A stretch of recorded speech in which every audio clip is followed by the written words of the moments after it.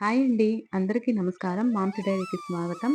ఇవాల్టి వీడియో వచ్చి లేట్ అయిందండి వీడియో పెట్టడం అయితే. నేను ట్రిప్ వెళ్ళిన ప్రదేశాలనేది పెట్టాను. 10 డేస్ అనేది అవుతుంది. తర్వాత వీడియో పెట్టడం అయితే లేట్ అయింది. సారీ ఏమనుకోవద్దండి.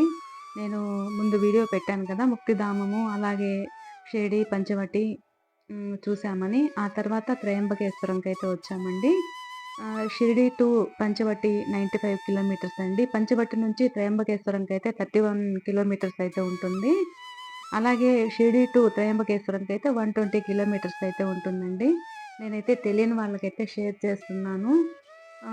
చాలా వరకు షిరిడి వెళ్ళిన వాళ్ళైతే తప్పకుండా త్రయంబకేశ్వరం అలాగే చుట్టుపక్కల ప్రదేశాలైతే దర్శించుకొనైతే వస్తారు.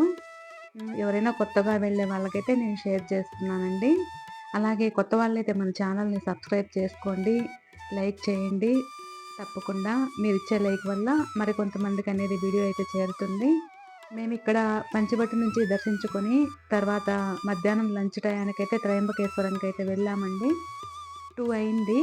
మధ్యాహ్నం 2 అయింది. పౌర్ణమి కాబట్టి పౌర్ణమి రోజున ఎక్కువ రష్ ఉన్నారు. సీనియర్ సిటిజన్‌కి అలో లేదండి.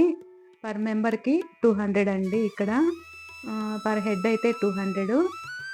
ఓన్లీ చిన్నపిల్లల తల్లికైతే అలౌడ్ అండి. అలాగే సీనియర్ సిటిజన్‌కైతే నాట్ అలౌడ్ అండి. ప్రతి ఒక్కరూ పే చేసి మనం వెళ్ళాలి. సీనియర్స్‌కి కూడా మనము అమౌంట్ పే చేసి క్యూ లైన్‌లోనే వెళ్ళాలండి. ఇంకా చిన్నపిల్లలు ఉన్న వాళ్ళైతే ఫ్రీగా అయితే వెళ్ళొచ్చు. ఇక త్రయంబకేశ్వరం ద్వాదశ జ్యోతిర్లింగాలలో ఒక త్రయంబకేశ్వర ఆలయం అండి. ఈ క్షేత్రం నాసిక పట్టణానికి 28 కిలోమీటర్స్ దూరంలో అనేది ఉంటుంది. త్రయంబకేశ్వరం అని పిలిచే ఈ క్షేత్రాన్ని గోదావరి జన్మస్థానంగా అని కూడా పిలుస్తూ ఉంటారు. త్రయంబకేశ్వరుడు అనగా పరమశివుడండి. పరమశివుడు అంబకం అంటే నేత్రం అని అర్థము. 3 నేత్రాలు గల దేవుడు త్రయంబకుడండి. సూర్యుడు, చంద్రుడు, అగ్ని అనే 3 నేత్రాలుగా వెలసిన దేవుడు. ఇక ఈ జ్యోతిర్లింగంలో మనము బ్రహ్మ, విష్ణు, మహేశ్వరులను మనము చూడవచ్చండి. గర్భగుడిలో ఉన్న శివలింగం భూమికి కొంత దిగువలో ఉంటుంది. దీని నుండి నిరంతరము నీటి ఊట అనేది ఊరుతూ ఉంటుందండి శివలింగంలో. ఆ నీరు దేవాలయం పక్కన ఉన్న కుశావర్తనం అనే సరోవరంలో కలిసిపోతుందంటండి. సరోవరంలో కలుస్తుందంట. దానిలో స్నానం చేయడం వలన సర్వ పాపాలు, రోగాలు నయమవుతాయని భక్తుల విశ్వాసం అండి.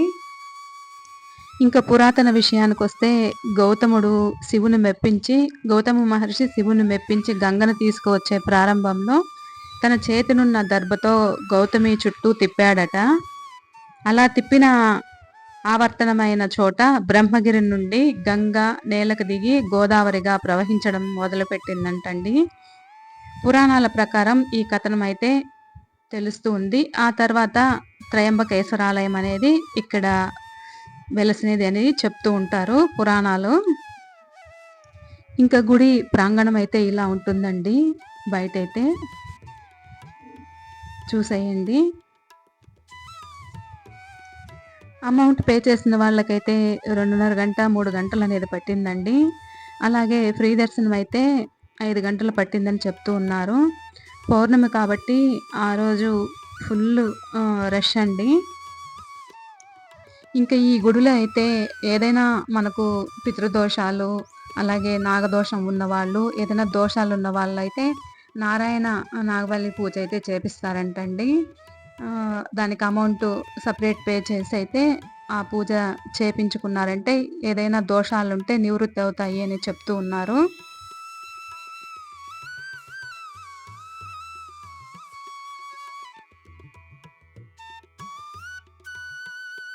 ఇంకా గుడి మెయిన్ ఎంట్రన్స్ దగ్గరికి అయితే వచ్చామండి. మనకు ముందుగా నందీశ్వరుడు అనేది దర్శనమిస్తారు. ఆ తర్వాత లోపలికనేది ఎంటర్ అవ్వచ్చండి. బ్రహ్మ, విష్ణు, మహేశ్వరులు ముగ్గురు కూడా ఇక్కడ మనకు దర్శనం అనేది ఇస్తారు.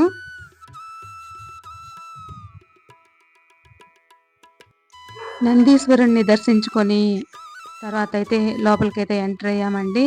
ఇక్కడ ఏమంటే కెమెరా సెల్ నాట్ అలౌడ్ అండి. కాకపోతే మా చిన్నపిల్లలు ఏం చేశారంటే వాళ్ళు షర్ట్ జోబీలో పెట్టుకొని వాళ్ళు కనిపించకుండా అయితే ఇది తీశారు. జస్ట్ ఈ లోపలైతే మీకు నేను కొన్ని అయితే షేర్ చేస్తున్నాను చూడండి. కెమెరా అంత క్లారిటీ లేకపోవచ్చు, లోపలైతే ఇలా ఉంటుంది. చూసిన వాళ్ళైతే ఓకే అండి, చూడని వాళ్ళైతే చూస్తారు కదా అని చూపిస్తున్నాను. మనకు ముందుగా ఇక్కడైతే మనకు తాబేలు అనేది ఉంటుందండి. ఎందుకంటే ఇక్కడ మహావిష్ణువు కూడా ఉన్నాడు కాబట్టి. ఈ పైన అయితే చూడండి ఇలా ఉంది కట్టడం అయితే. లోపల మనకు కనిపించే పిక్ వచ్చి తాబేలు రూపం అండి.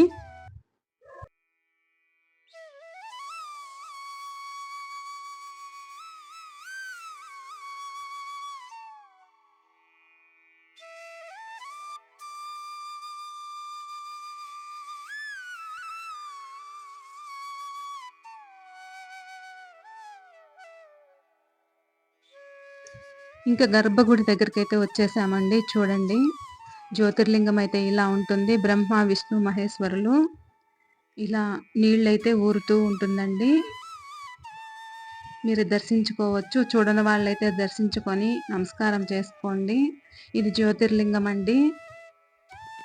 ఇలా ఉంటుంది.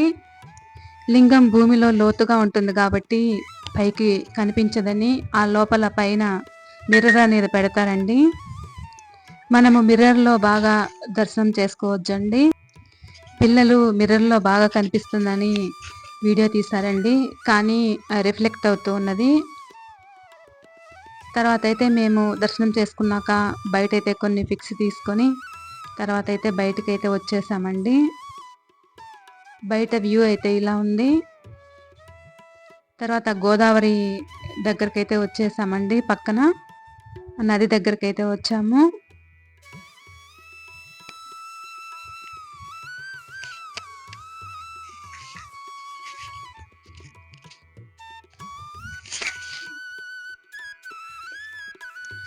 ఇంకా అక్కడి నుంచి అయితే బయలుదేరేసామండి. తర్వాత మళ్ళా షిరిడీకి అయితే వచ్చేసాము.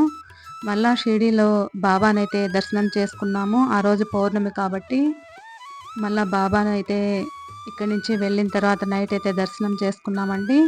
ఆ తర్వాత అయితే వేరే కొన్ని గుడులకైతే వెళ్ళాము. శనిసింగనాపూరు, కృష్ణేశ్వరు ఇవన్నీ కూడా చూసాము. అవి కూడా మీతో షేర్ చేసుకుంటాను మరో వీడియోలో. ఇంకా వీడియో అయితే లెంతీ అవుతుంది కాబట్టి ఇంతటితో స్టాప్ చేస్తున్నానండి. థ్యాంక్ యూ అండి. Thanks for. ఇంకా వీడియో చూసే వాళ్ళు తప్పకుండా మీరు ఎలా వెళ్ళారు అనేది కామెంట్స్ అయితే తెలియచేయండి, లైక్ చేయండి. థ్యాంక్ యూ అండి.